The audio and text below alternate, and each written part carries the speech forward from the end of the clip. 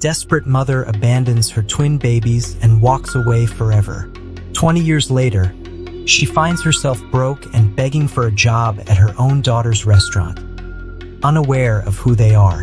What happens next will leave you speechless. This is a story that shows how life can sometimes bring about incredible justice. You won't believe how it all ends. That night, the rain fell heavily as Miracle stared at the suitcase on the bed. Inside the room, two babies lay crying on a torn mattress, their cries piercing the night air like broken glass.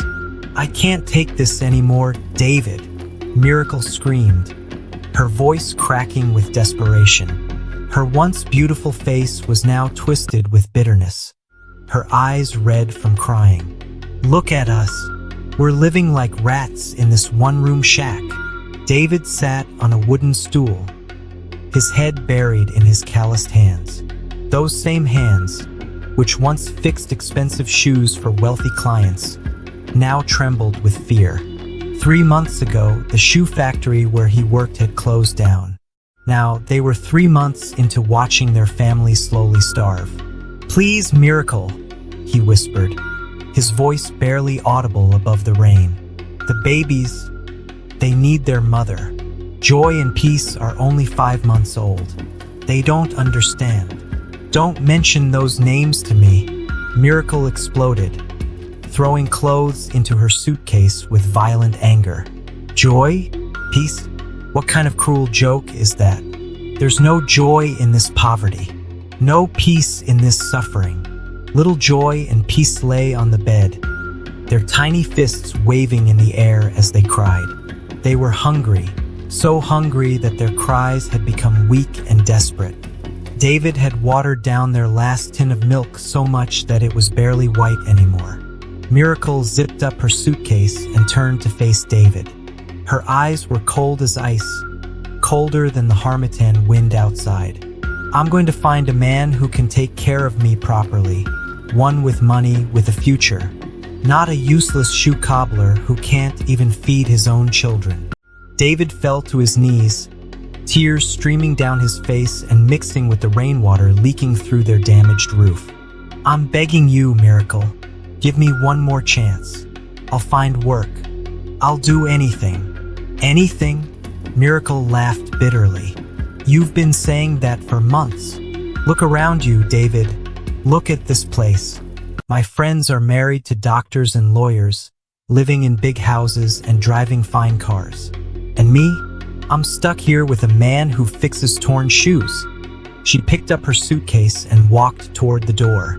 David grabbed her leg, his tears flowing like a broken dam. "What about our daughters? What about the vows we made before God?" Miracle looked down at him with disgust. "Your daughters, not mine. I never wanted children anyway. I only got pregnant because you convinced me."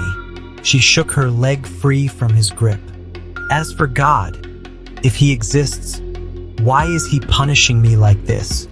She opened the door, and the cold night air rushed in like a hungry beast. The babies' cries grew louder, as if they could sense their mother leaving forever. Miracle paused at the doorway, her figure dark against the stormy night. Without turning around, she spoke her final words. "Don't ever come looking for me, and don't expect me to come back when these children die of hunger. I'm done with this nightmare." The door slammed shut with a sound like thunder. David collapsed on the floor, shaking with sobs that came from the deepest parts of his soul. Outside, he could hear Miracle's footsteps splashing through the muddy puddles, growing fainter until they disappeared completely. Joy and Peace continued to cry, their tiny voices the only sound in the suddenly empty room. David crawled to the bed and gathered them in his arms, their small bodies trembling with cold and hunger. "My angels," he whispered through his tears. "Daddy is here. Daddy will never leave you. I promise that even if I have to die trying, I will give you the life your mother couldn't." That night, David didn't sleep. He sat by the window, holding his daughters, watching the storm rage outside. But inside his heart, a different kind of storm was brewing. Not one of despair, but of determination. He made a vow that would echo through the years. I will turn our pain into power, our suffering into success. These children will never know what it means to be abandoned. When morning came, David had no money, no job, and no hope, except for the 2 tiny heartbeats against his chest. He looked at his daughter's innocent faces and saw something that would change his perspective forever. They had Miracle's beautiful eyes, but they looked at him with pure love and trust. They didn't care that he was poor. They didn't care that their mother had left. They only wanted their daddy. You know what? David said to them, his voice now steady and strong. Your mother named you Joy and Peace, thinking it was a joke. But I believe those names are prophecies. You will bring joy to people's lives, and your success will bring peace to my heart. David's neighbor, an old woman named Mama Blessing, knocked on his door. She had heard the fight and the crying all night. When she saw David with the twins, her heart broke. My son, she said gently. Where is Miracle? She's gone, Mama Blessing. She's never coming back. The old woman's eyes filled with tears. She had raised 7 children alone after her husband died, so she understood David's pain. What will you do now? She asked. David looked at his daughters and then at the old woman. I will learn to be both mother and father to them. But first, I need to find a way to feed them. David had learned shoe cobbling from his father, but had always worked for others.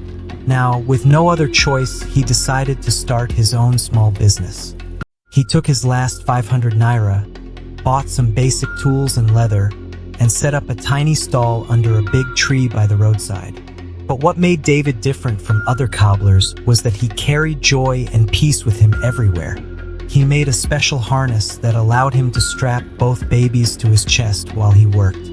People would stop and stare at the young man mending shoes with 2 babies attached to his body. Why don't you leave them at home? People would ask. Home is wherever they are. David would reply with a smile. Besides, they're my assistants. They keep me company while I work. The first few weeks were challenging. David's back ached from bending over shoes, and he felt the extra weight of his daughters. His hands were cut and bleeding from working with rough leather. Some customers felt sorry for him and paid an extra amount. Others made hurtful comments. Look at this irresponsible man, one woman said loudly. He should have thought about having children before making them, but David learned to ignore the harsh words. He focused on his daughter's needs and his growing skills as a cobbler. Slowly, people began to notice something special about David's work. He didn't just fix shoes. He poured his heart into every stitch. This man repairs shoes like he's creating art, customers would say. And he's so patient with those babies. As joy and peace grew from babies to toddlers, they became David's little helpers. They would hand him tools, organize his workspace, and charm customers with their innocent smiles.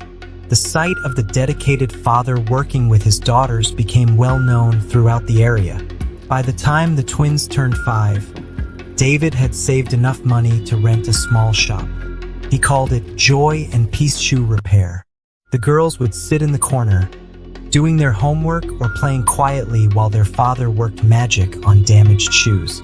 Daddy, little Joy asked one day, why don't we have a mommy like other children? David's hands paused on the shoe he was mending. He had dreaded this question for years.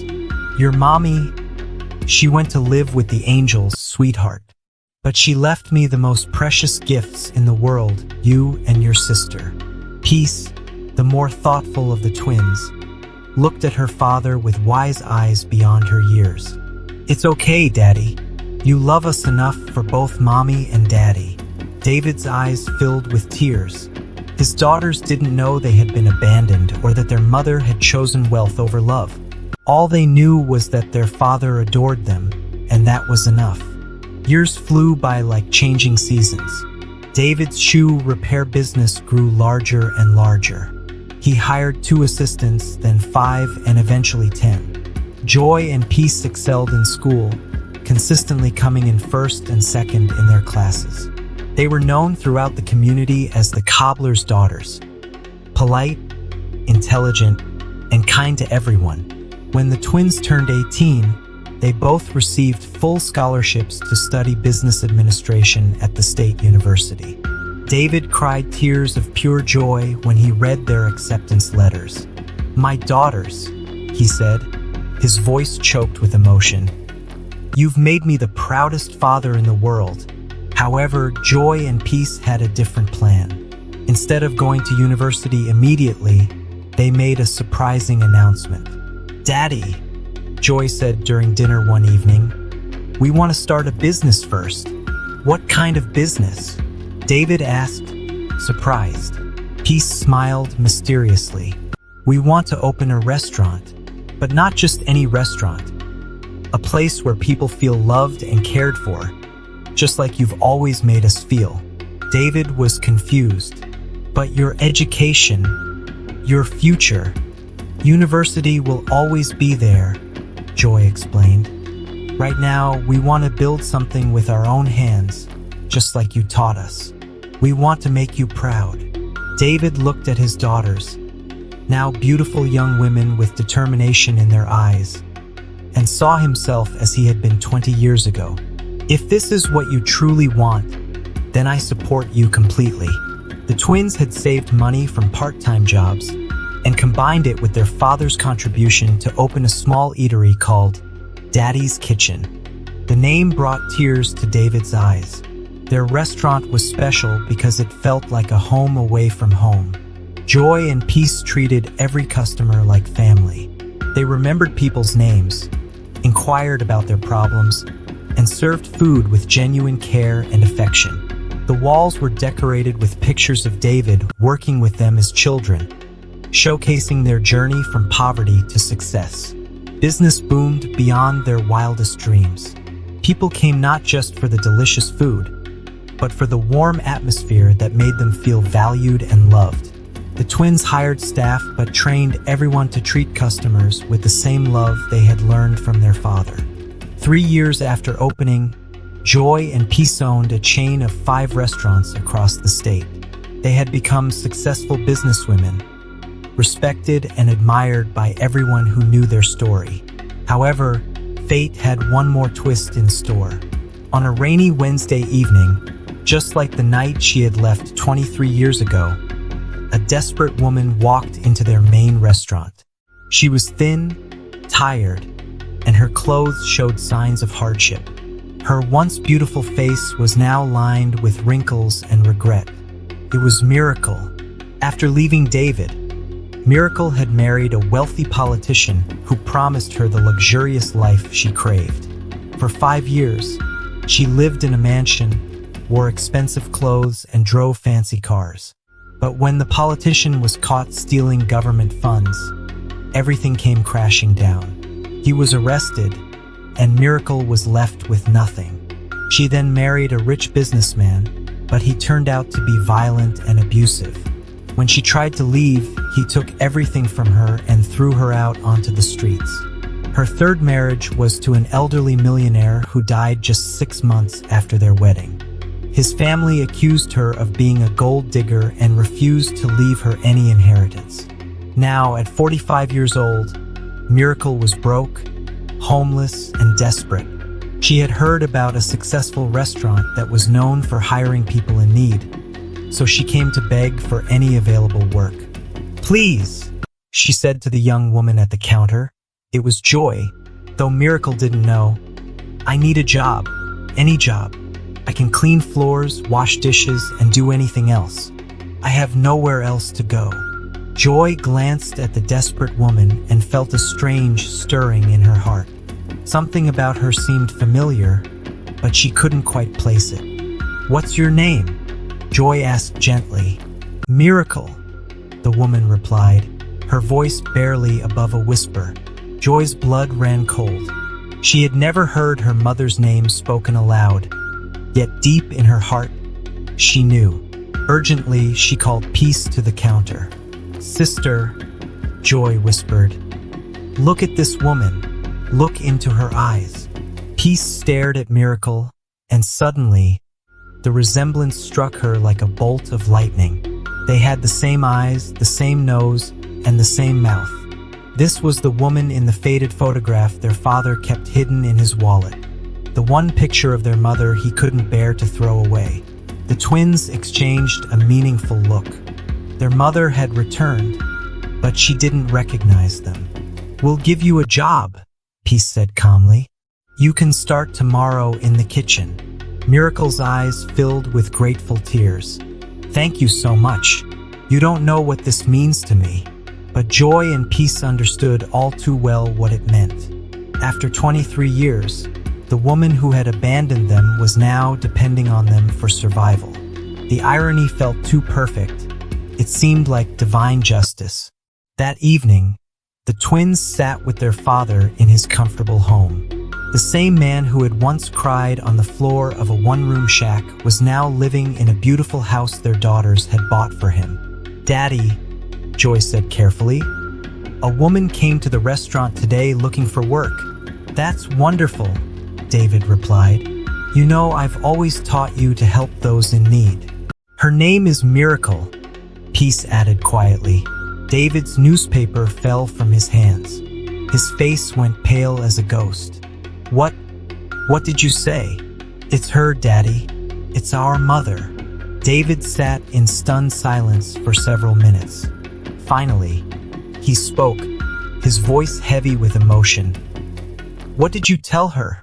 "We gave her a job," Joy said. "She doesn't know who we are." David nodded slowly. "You did the right thing. Everyone deserves a second chance, even if they don't think they do." The next day, Miracle began working in the kitchen of Daddy's kitchen. She was grateful for the opportunity and worked hard, washing dishes and cleaning. However, she couldn't help but notice how successful and happy the twin owners seemed to be. "Those girls remind me of someone," she muttered to herself, "but I can't figure out who." For 3 weeks, Miracle worked alongside Joy and Peace without realizing the truth. The twins observed their mother, trying to understand who she had become. They saw regret in her eyes, humility in her actions, and genuine gratitude for the chance to work. But they also noticed the same selfishness that had led her to abandon them.